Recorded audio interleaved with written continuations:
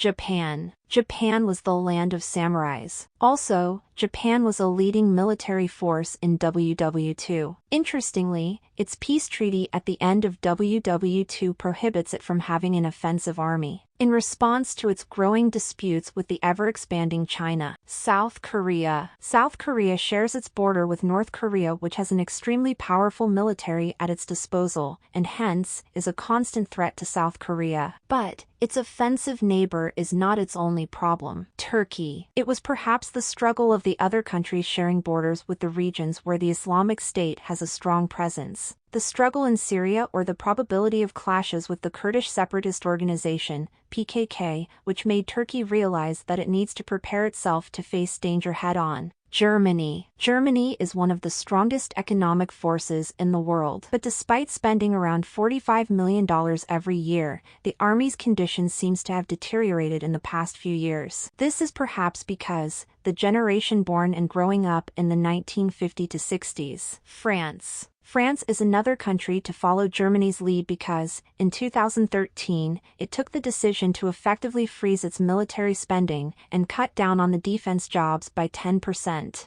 to save money for technologically advanced equipment. Its current military budget stands at $43 a year, which is 1.9% of the country's GDP. The United Kingdom. The United Kingdom also has a plan of reducing the size of the armed forces by 20% between 2010 and 2018 and apply smaller cuts to the Royal Navy and RAF. The defense budget of the UK currently stands at $54 billion.